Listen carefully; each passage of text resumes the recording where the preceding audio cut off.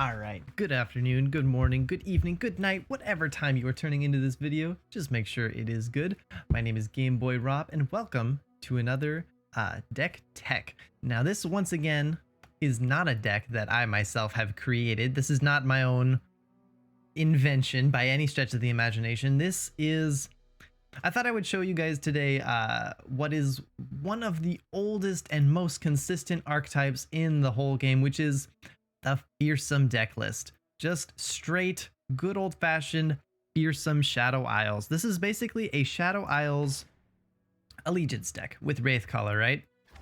The idea here is to drop as many Fearsome units as you possibly can, as fast as you can, and run over your opponent's board and hit them in the face with these big units that they can't block, especially Mist Wraiths. This deck has a focus on Mist Wraiths ever since the card Risen Mists came out.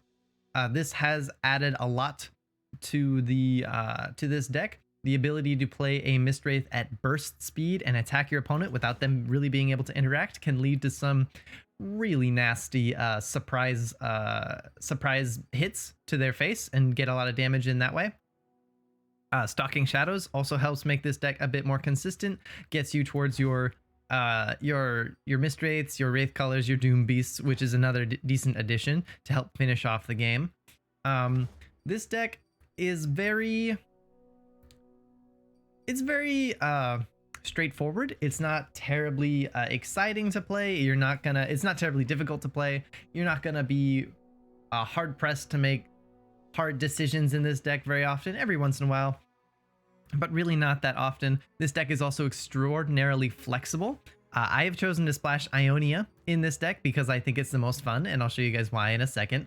You probably can guess from the title of this deck, but you can splash Targon for things like Pale Cascade to make your deck a little bit better. You can splash Noxus and throw in Darius instead of Hecarim. I have Hecarim in this deck. You can throw in Nocturne if you want and just go pure Shadow Isles. You can throw in things like Anoxian Fervor. You just can't throw in too many. No more than 4 copies or 4 cards, I suppose, of any region that is not Shadow Isles, because any more than that and your Wraithcaller starts missing, and you don't want that. You want your Wraithcaller to hit a Mist Wraith every single time, right? I've seen lists that run Callista and Elise. I've seen lists that run Callista and Nocturne. Really, any Fearsome champions plus like whatever you want to add. I've seen Darius lists. I think I said that. I personally am running Hecarim because I think he goes best with the Rekindler. And this particular iteration of this deck wants to go a little bit more into the late game, and thus it's not quite as good against something like Shadow Isles, Freljord Control, like Feel the Rush decks. If you wanted to counter Feel the Rush decks, you probably would want to go for the Nocturne version. I think it's a little faster and will sit on your opponents a little bit better. But why are we doing Ionia, and why are we running a card or a deck that has Hecarim and Rekindler and all that stuff? It's because of this card. I think this is going to be the ultimate home of the card Go Get It, is in a Shadow Isles deck with Wraithcaller. And I think that because Go Get It, specifically the way it works, it summons a copy of your ally and then returns your ally to your hand. And essentially from this card, you'll get 2 more summons on the card in question, right? And that is extremely strong on Allegiance cards, right? Like Wraithcaller. Allegiance is a summon effect when you summon this. So if I play this Go Get It on a Wraithcaller, Wraithcaller leaves, summons a fake Wraithcaller, Wraithcaller gets a Mist Wraith. And then I play the free Wraithcaller again, and I get another Mist Wraith, right? So being able to essentially triple a summon effect is what makes Go Get It so strong, and it is so difficult to do that on most units, right? You want to do it on a unit that you can get out pretty early in the game, but you still want the effect to be powerful enough to spend 5 mana to triple it, right? So people initially thought of putting this with like Tiana from Demacia, right? Tiana Crown Guard, like get that triple rally effect in there. But if you've played Tiana and you've attacked with her, the game is probably over at that point, right? So there's not a lot of point in putting Go Get It in that deck. They've thought of putting it here. I'll just open this up to summon effects. Doot, all reasons. Okay. We'll go to the big ones. Right, they've thought of doing this with things like Windfare Hatchling, but again, Windfare Hatchling, if it's already on the field and you've got that buff, getting that buff again, probably not going to make a ton of difference. Captain Farron, how many decimates do you really need, right? A Go Get It will get you 9 decimates. You don't need that. There's no reason to need that. Shipwreck Hoarder, getting extra treasures in your deck, not very helpful. The Rekindler, now this is very powerful. If you can go get it on the Rekindler and get like 3 copies of your champion, that is fantastic. And Spooky Karma has used this to their advantage. Spooky Karma is the other home of Go Get It. And I think these 2 decks are really the only ones that can effectively use Go Get It. And I'm going to show you guys in these games up ahead. Now, the end of our curve is just a couple Hecarims. Once the Fearsomes have come in and dealt their damage, finish off with a Hecarim with his Overwhelm. And this is just a really hard card for most decks to deal with. He trades really efficiently. He creates his extra Spectral Riders, and it makes it very hard for the opponent's deck to block all that damage and still have units to threaten you with. And then if they survive the Hecarim, we have the Rekindler to summon him back with Go Get It potentially. And then if they survive that, you summon the Harrowing. And in case you don't know, in case you're new to Legends of Runeterra, the Harrowing summons 6 allies, the 6 strongest allies, which will be in this deck always be Hecarim first. And then let's say we've only lost 1 Hecarim. We'll summon a Hecarim. Let's say I've played Hecarim, he died. I played Rekindler, summoned another Hecarim, and then he died too, right? And my opponent like ruinated me or something. We'll play the Harrowing. How many Hecarims have died? 2 Hecarims have died. We play the Harrowing, we summon Hecarim number 1, we summon Hecarim number 2, we summon Rekindler because he's the next strongest unit. 4/4 is going to be stronger than anything else that's not Hecarim in this deck. So we summon the Rekindler, he summons a 3rd Hecarim. Now the first 2 Hecarims are ephemeral and the 3rd one isn't. Now Hecarim, when he levels up, says ephemeral allies have +3/+0s. Now if your Hecarim is also ephemeral, it applies to himself.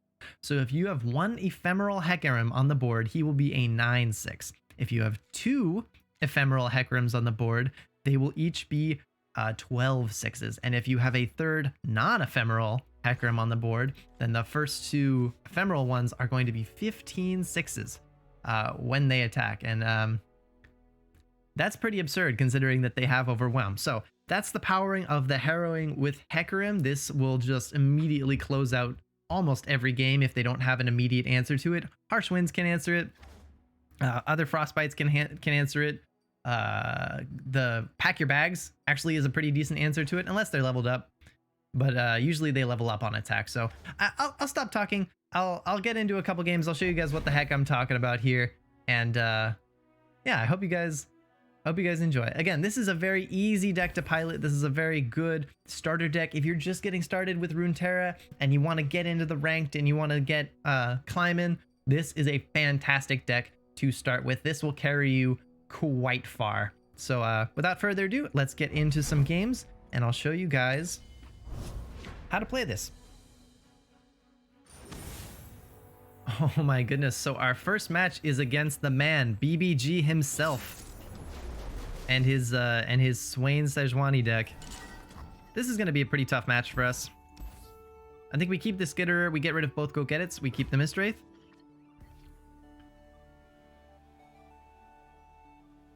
I like the Elise there. The Harrowing's alright. This deck that my opponent is running, by the way, is an Avalanche list. It has the card Avalanche. It also has Feel the Rush. So we're going to be in a bit of a pickle here. I'm going to start with Elise. He could have his Troll. Troll Scavenger, I believe it's called. And if he drops it, it could be a 4/3. He doesn't. He just Culling Strike off the top. Okay. So he responds to our Elise with his own Culling Strike. Fair enough. If I had seen this in my hand a turn ago, I would have gone for the Mistwraith. But that's okay. We're going to drop the Mistwraith now. He'll probably attack us, and we're just going to take that damage. Safeguard our homes. Next turn, we're going to play Risen Mists and fly right over his little blocker there with 2 Mistwraiths, which will both be 3 attack, right?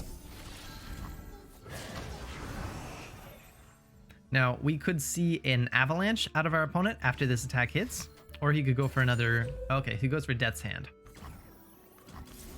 That's fine. We will take the draw. We're doing this, well, one for the card draw, but also because it stops Swain from leveling up, or it slows him down from leveling up, right? Now, if he open attacks me here, I probably will Vile Feast. He knows I might have it. Okay, he doesn't mind. So we're gonna take that. And we're doing this because we don't want this deck to plunder. This deck runs Wolf Riders, which will, if he damages us, will give him an extra mana gem so that he gets towards his late game faster. And we don't want to give that to him. So we prevented the plunder so he can't get that Wolf Rider down. And he drops a Swain. So we're gonna drop Doom Beast here, drain him a little bit. He is no longer capable of going for Avalanche this turn. Now it's turn 6, and probably we should just drop our Hecarim, especially since we have another one now. An Avalanche here would be kind of rough. It would deal with this half of our board, but Hecarim would then trade with Swain and deal some damage to our opponent in the process. So I think this is probably the correct move.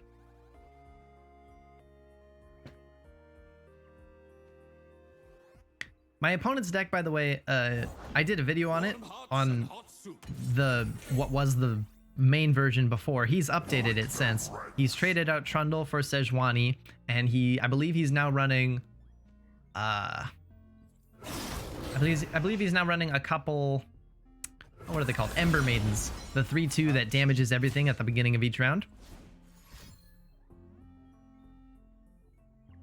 Which is a bit scary.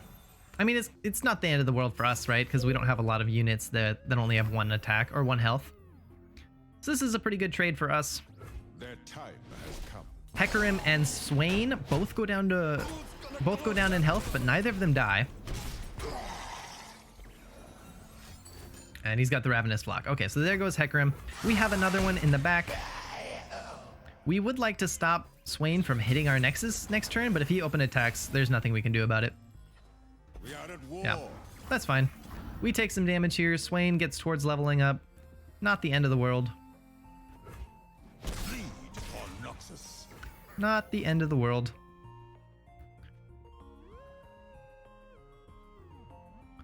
I think we will just play Hecarim here.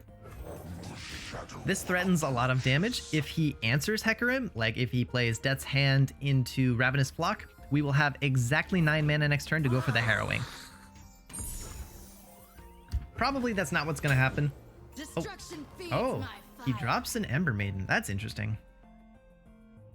That's going to kill his own Swain. That's very interesting. My opponent also cannot play Feel the Rush right now. So I think what we do, now that we see this Rekindler here, pretty sure we'd take it. We could play it. Let's take a look. Let's play Harrowing, or not play it, but let's take a look at what it would summon. It would summon an extra Hecarim and all those things. Hecarim right now is at 2, so if we did that, we could level him up.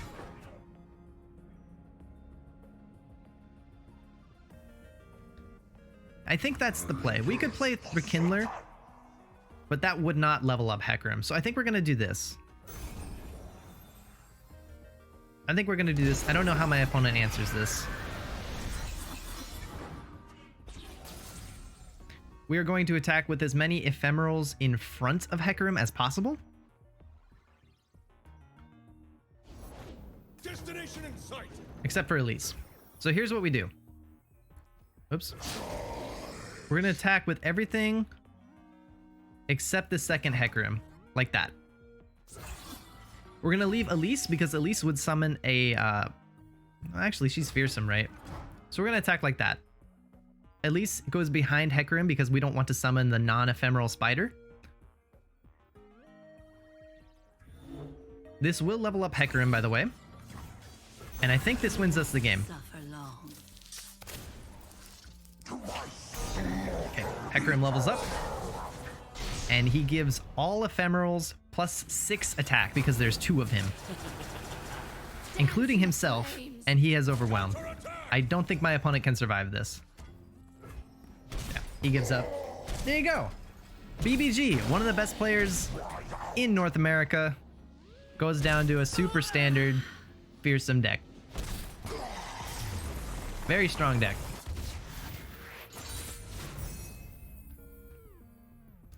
So yeah, that's BBG. He created that deck he was piloting there. I did a video on it, my last video on it. If you wanna learn about how to pilot that deck, check out that video. I'll leave a link to it down below. So yeah, let's go on to game 2, and we get the rematch. Okay, I won't include this one in the video. But we're gonna play him again.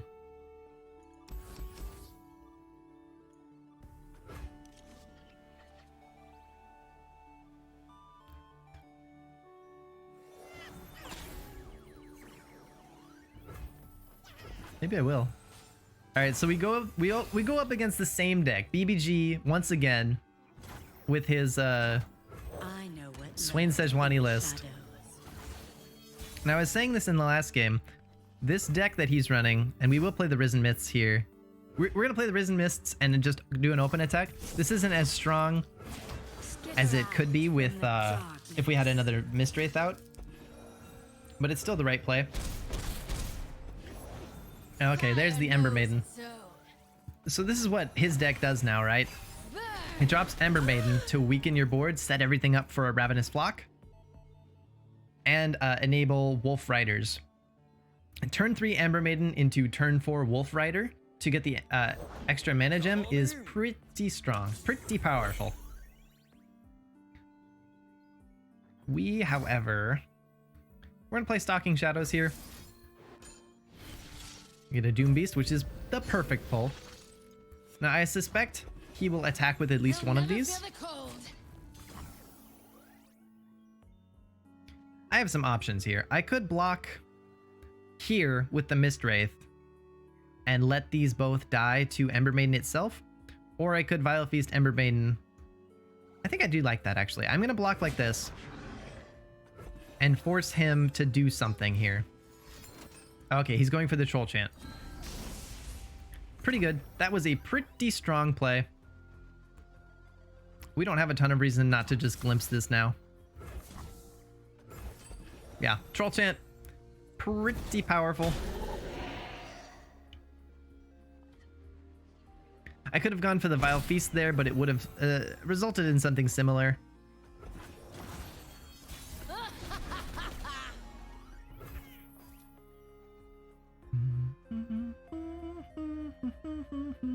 Now, I could play Frenzied Skitterer here, which would reduce both of these attack down to 2, and thus I could attack without fear of being blocked.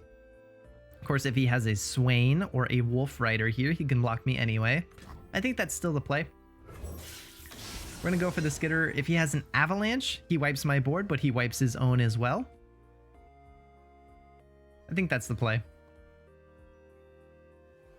Elise is dying at the end of this turn because of Ember Maiden. No matter what happens, so is Ember Maiden, unless he has another Troll Chant. So I think this is likely the strongest play we can go for here.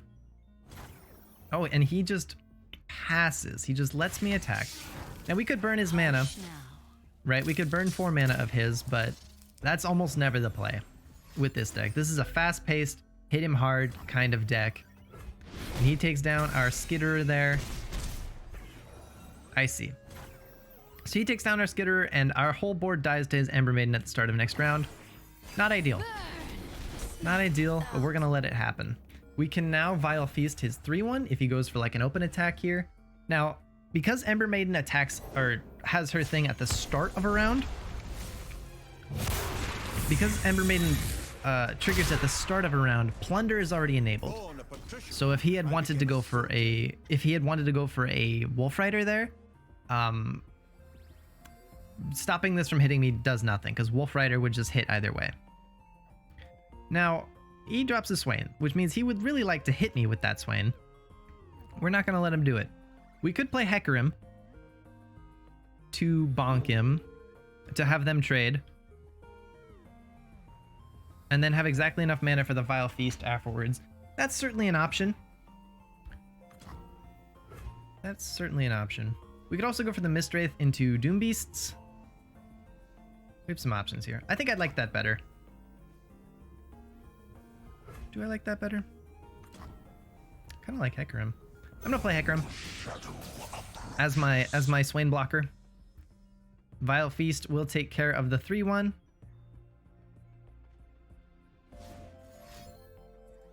Oh yeah, I did forget about that. So he's gonna stun me. That was a poor move. That was a really poor move on my part. I should have played Mistwraith because now he's stunning Hecarim. Sacrifices must be made. Yeah, that was a poor move on my part. No, I shouldn't do that either. We're gonna pass. Witness strength. We're still gonna Vile Feast this guy. And Swain's gonna kill the Spiderling. And we go down to 4 health. Not ideal. Not ideal in the slightest.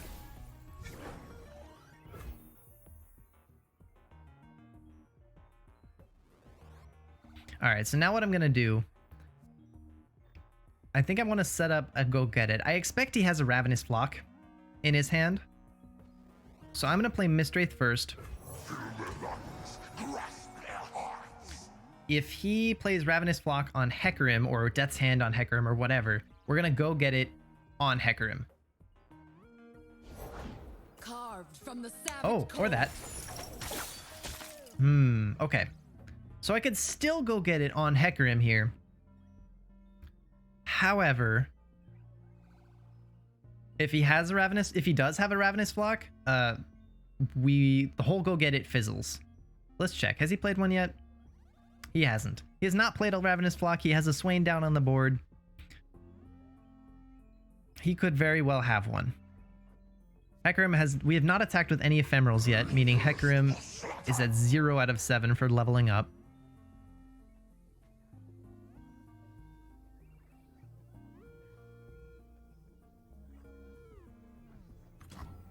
I think I'm just going to play a Doom Beast. We're still going to attack with Hecarim, even though he's not going to get much done, because he's going to summon stuff. So we attack with everything.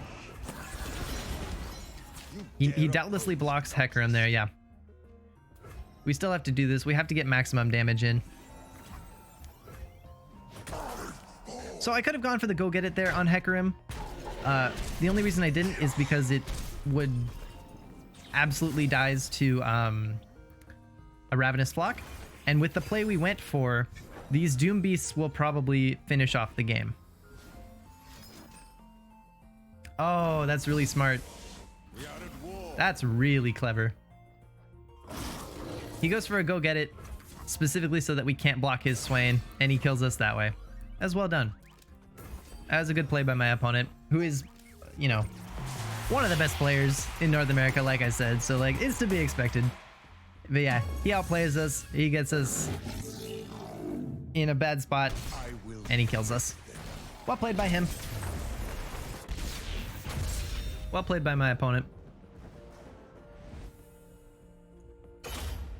Alright, so now hopefully, we're going to take a couple seconds here. I'll edit out the cut, but we're going to wait a minute and hopefully we'll get a different matchup this time.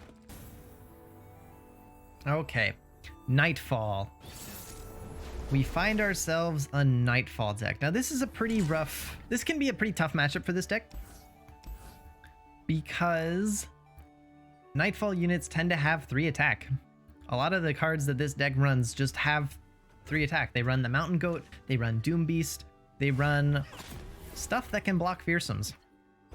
The 1-drop Solari Soldier, 1 mana 3/3 if you Daybreak.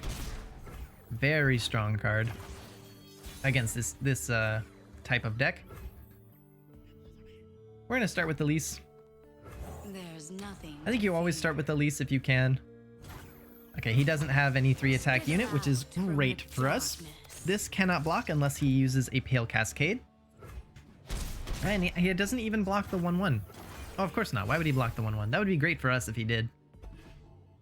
But he doesn't. Alright, so he uses the Dusk Petal Dust. goes for Crescent Guardian.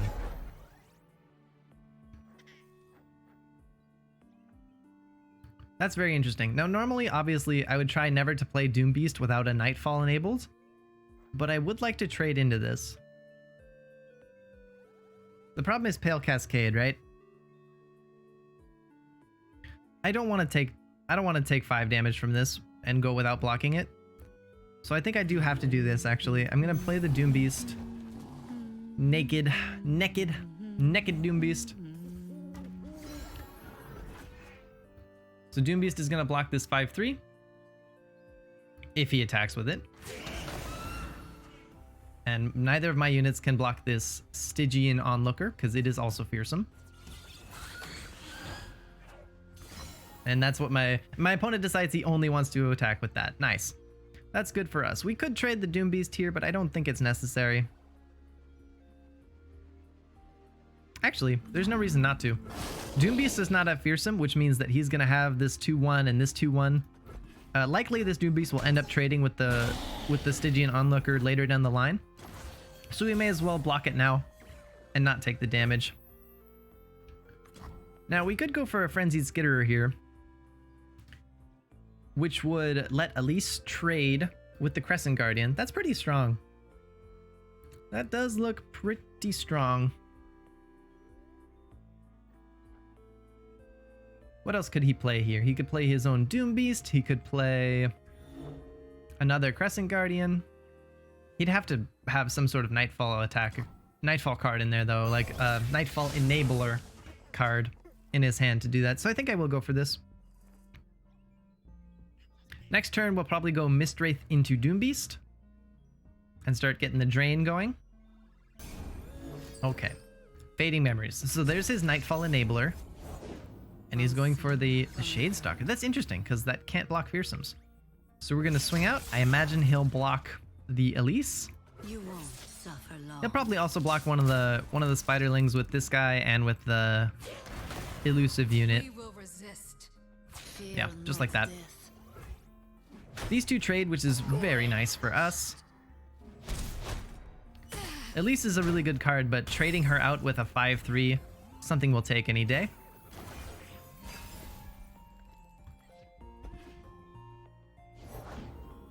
There's the Solari Soldier. We're gonna start with a Mistwraith. We could play Arachnoid Horror, but we've already got a 3/2 Fearsome Spider, so we're gonna start with Mistwraith and then play Doom Beast. If he plays another unit like this Crescent Guardian he's got there, we will play Doom Beast as a means of trading. Oh, he plays this non-ephemeral one. Fair enough.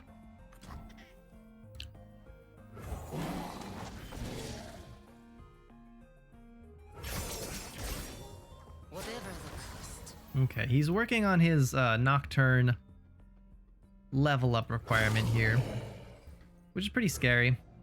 We're also going down to 12, which is not ideal. However, we're not trading with this guy because at the end of turn, or next turn, he's going to be a 2/2, and thus can't block our Fearsomes. And this deck is all about getting into a position where you can hit your opponent and he doesn't have the things to block with. So we're going to play this Mistwraith here. And we're going to set up for a Risen Mists. Now that we have this in our hand, we can surprise him. We can play this Risen Mists and attack in the same action and give our opponent very little interaction. So he plays this Crescent Guardian. So I'm actually going to go for this Arachnoid Horror as well. And we'll see if he has anything else he'd like to block with. He has another Crescent Guardian. All right, so here we go. Now he's going to block my 2 Mistwraiths. He might have a Pale Cascade in hand. If he does, he needs to use it. We're threatening a massive amount of damage here. Okay, he doesn't have one.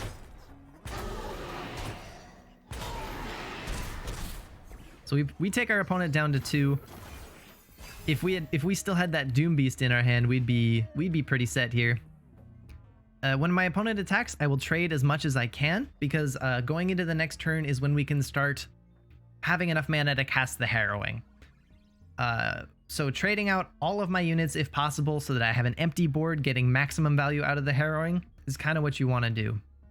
Now we don't have Hecarim, We haven't seen any Hecarims this game, so Harrowing will not summon Hecarim, and Hecarim will not buff all of our units. Okay. We see a Nocturne. Now,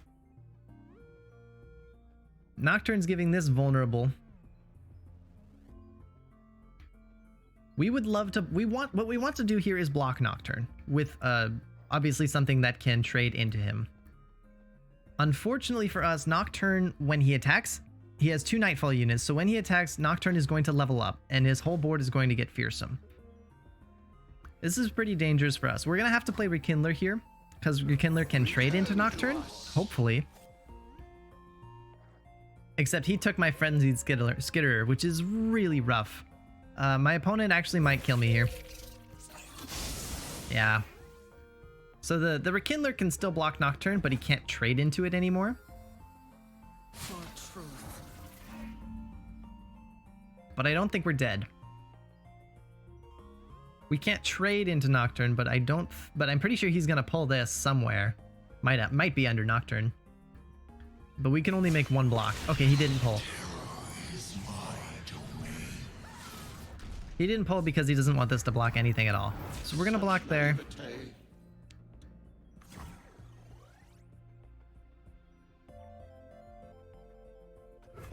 We're gonna block there. Again, we don't block these units even though we could kill them. A, because we want to prevent as much damage as possible, and B,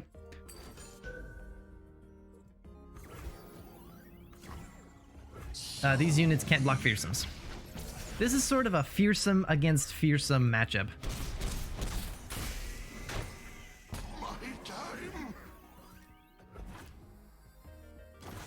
Alright, so our opponent has 1 random Nightfall unit in his hand. We could go for Harrowing here, but there's not a ton of point. Our opponent has 2 blockers that 1 blocker right now, because these 2 can't block fearsomes, and right now every unit we have is fearsome. So we're gonna start with the Arachnoid Horror. We actually don't have enough mana to go for the Harrowing either. Now you've gone and upset it.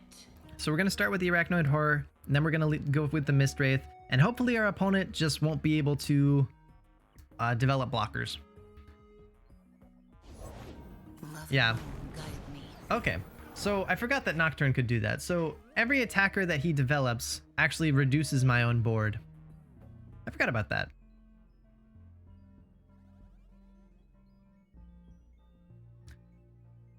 This was created by Unspeakable Horror.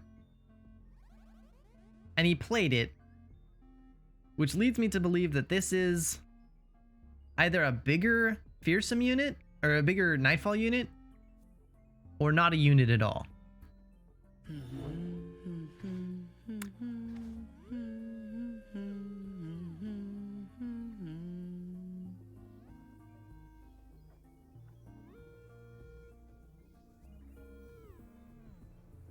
If this is Pale Cascade, it's going to be best to play this now.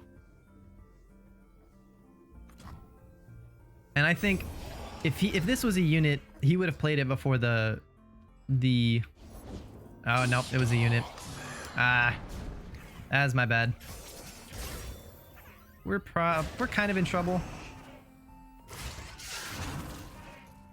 What's he gonna block? He's gonna block, and take 3. Yeah, I should have attacked. I did a bad job. Wow.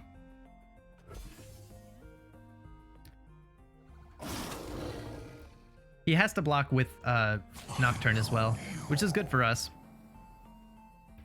But yeah, if I had just gone for the attack there, that was a great top deck by my opponent. Yeah, in fact, if we can top deck the same card, we could maybe pull out a win here. But no, he's got an elusive. That's unfortunate. That was the one card that would have saved him there. I didn't play around it. True beauty is beneath the skin. So that's unfortunate. I imagine he opened attacks with this, yeah, and we can't do anything about it. He wins. But if I hadn't have done that, if I hadn't have gone for that last Mistwraith, which was greedy to be fair, and just gone for the attack, we would have won that matchup. So it is what it is. I played greedy. I was hoping it would be a spell. I couldn't figure out what was in his hand, and it was Doom Beast. And I should have thought about that, and I just didn't. So that's on me. But hopefully you guys got a great understanding of how to play this deck. I will leave the deck code down in the description of this video so that you guys can copy it. I will also leave a link to the Mobalytics one. If you enjoyed these videos, leave a like, subscribe. It helps out the channel more than you guys might think. And I'm just starting out this channel, so every like, every subscription is greatly appreciated. But for now, I will see you guys in the next video.